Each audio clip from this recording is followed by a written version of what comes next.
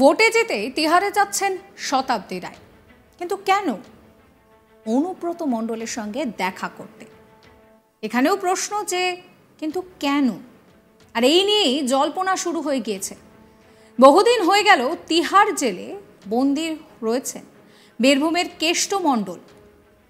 ভোটের সময় দলের প্রতি তার অবদান যে কি থাকে সেই কথা আর বলার অপেক্ষা রাখে না, কিন্তু সেই কেষ্টরই অনুপস্থিতিতে রাঙামাটির জায়গায় আরও একবার ফের জয় পেলেন তৃণমূলের শতাব্দী রায়। আর কেষ্টকে ছাড়া বীরভূমে জয় যে অসম্পূর্ণ তা বেশ ভালো মতো জানেন শতাব্দী রায়। তাহলে কি সেই বার্তা দিতেই আর কেষ্টর আশীর্বাদ নিতেই এই তিহার যাত্রা? লোকসভা ভোটে বাংলায় সবুজ ঝড়ে উড়ে গিয়েছে বিরোধীরা।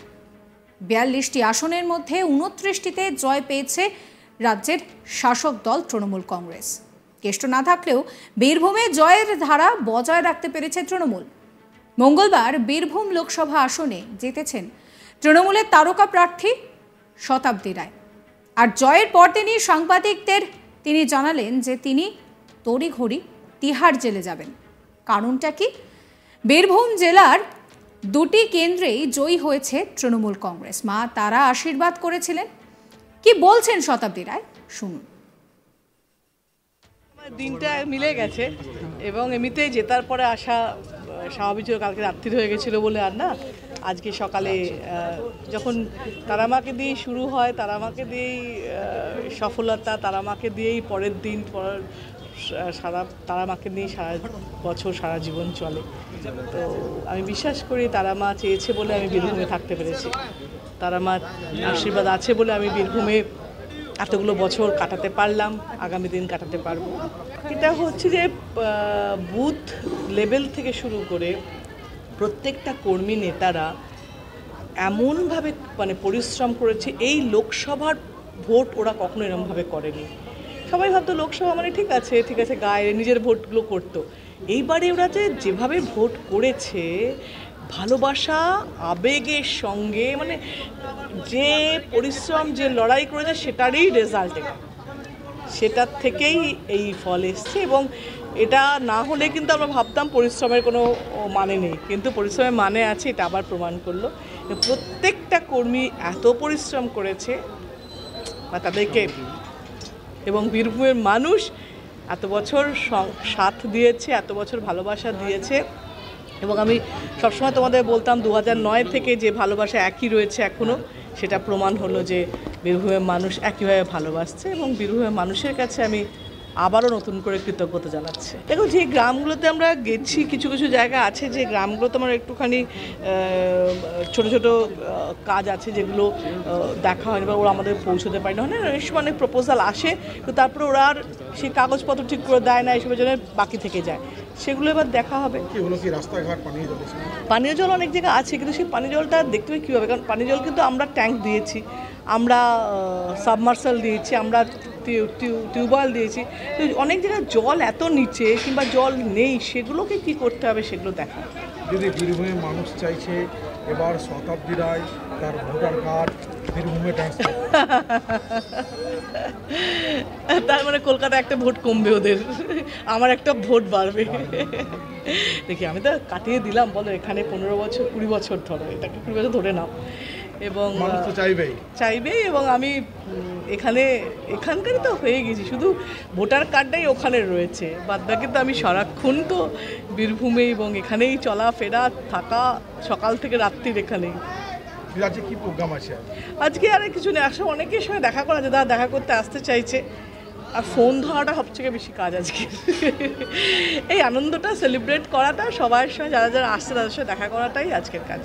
অভিষেক যা বলে সেটা করে, এটা একটা দলের সবার কাছে ধারণা আছে এবং সেটা করে দেখিয়েছে। সেই জন্যে এই বার্তাটাও কাজ করেছে, কারণ সবাই ভেবেছে যে যদি ভালো না করি তাহলে একটা এফেক্ট হবে। দেখো, পদ খোয়ানো কিন্তু সবসময় পদের লোভের নয়, পদ খোয়ানো সম্মানহানি হয়। সেই সম্মান বাঁচানোর জন্যই সবাই কিন্তু ইলেকশন তার নিজের মতন করে করেছে।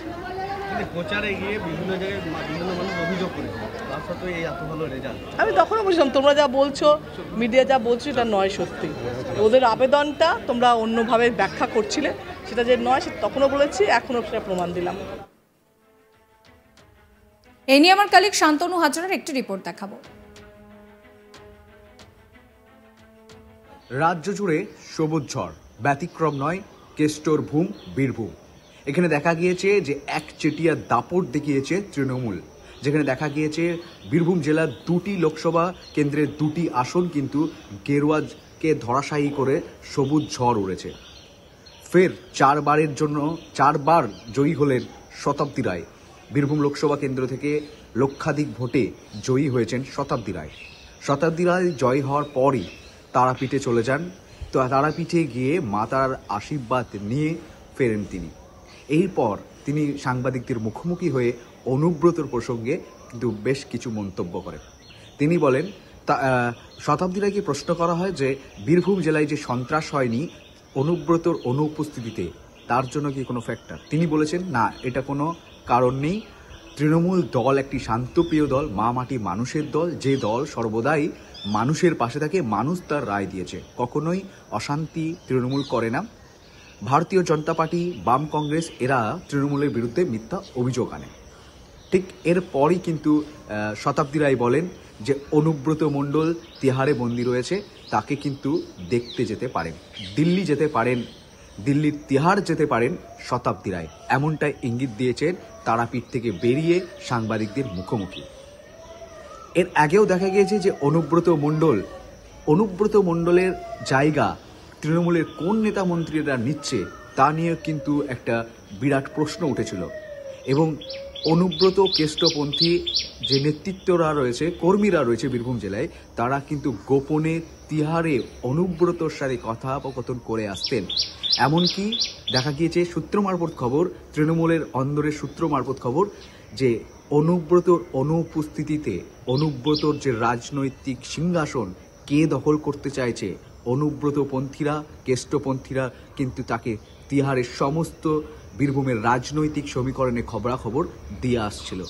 এমনটাই কিন্তু অতীতে দেখা গিয়েছে। এরপর জয়ী হওয়ার পরই কিন্তু শতাব্দী রায়, তৃণমূল সাংসদ শতাব্দী রায় কিন্তু স্পষ্ট বার্তা ইঙ্গিত দিলেন যে দিল্লির তিহারে অনুব্রতর সাথেই কিন্তু দেখা করতে যাবেন।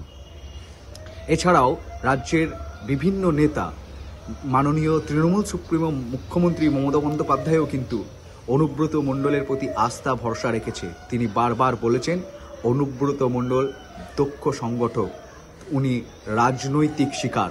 এছাড়াও নির্বাচন চলাকালীনও সাবস্ক্রাইব করবেন আজ তাক বাংলার ইউটিউব চ্যানেলকে, ফলো করবেন হোয়াটসঅ্যাপ চ্যানেল।